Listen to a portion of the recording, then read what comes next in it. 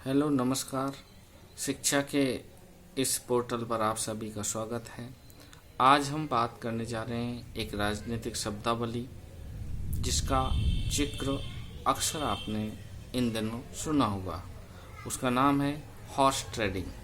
Horse trading का यूँ तो शाब्दिक अर्थ होता है घोड़ों की बिक्री से, लेकिन राजनीति में घोड़ों की बिक्री से कोई लेना देना नहीं है।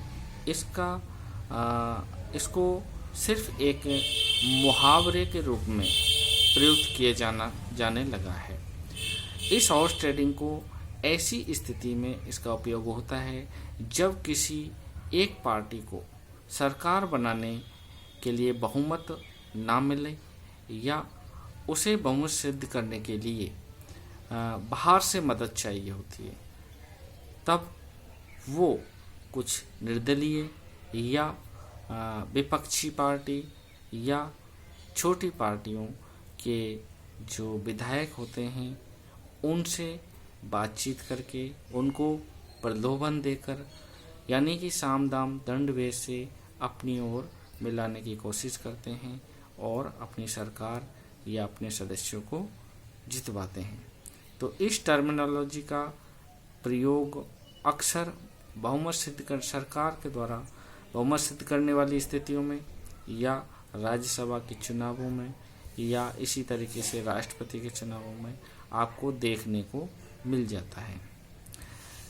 इसकी हम बात करते हैं तो कैम्ब्रिज यूनिवर्सिटी जो कैम्ब्रिज डिक्शनरी है उसके अनुसार इसका मतलब होता है कि यह एक ऐसी अनौपचारिक संधि होती है जो किसी भी दो पार्टियों के लोग ऐसी आपसी संधि करते हैं कि वो अक्सर इसमें अपना हित देखते हैं और ज़्यादा से ज़्यादा हित साधने की कोशिश करते हैं।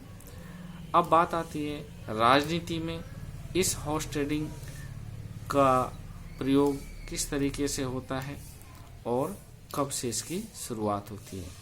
हम देखते हैं कि जब सरकार बनाने में सदस्यों की बहुमत सिद्ध करने के लिए कमी आती है तो ये लोग निर्दलीय छोटी पार्टी या विपक्ष के लोगों को अपनी ओर किसी भी तरीके से मिलाने की कोशिश करते हैं। तो राजनीति में इस तरीके से इस हॉर्स ट्रेडिंग का प्रयोग होने लगा है। अब बात आती है कि इस हॉर्स ट्रेडिंग का सबसे पहले प्रयोग कब किया गया। तो इस हॉर्स ट्रेडिंग का सबसे पहले प्रयोग हरियाणा के संदर्भ में है। बात 1967 की है जब हरियाणा के एक विधायक जिसका नाम था गयालाल, उसने 15 दिन के अंदर ही 3 राजनीतिक पार्टियां चेंज कर दी थी और वो वापस तीसरी बार कांग्रेस में लौटकर आ गए थे। जब वो तीसरी बार लौटकर आए तो कांग्रेस के एक विधायक वीरेंद्र सिंह ने प्रेस कॉन्फ्रेंस करके कहा था कि गयाराम अब आयाराम बन गए हैं। तो इस तरीके से इस टर्मिनोलॉजी का प्रयोग होने लगा और इसको रोकने के लिए जो 1985 के अंदर राजीव गांधी जी द्वारा एक 52वां संविधान संशोधन किया गया, दल बदल निरोधी कानून। इस दल बदल निरोधी कानून के तहत यदि इस तरीके से कोई अपनी पार्टी बदल लेता है तो उसकी सदस्यता निरस्त की जा सकती है। तो इस दल बदल निरोधी कानून के बारे में हम अलग से चर्चा करेंगे।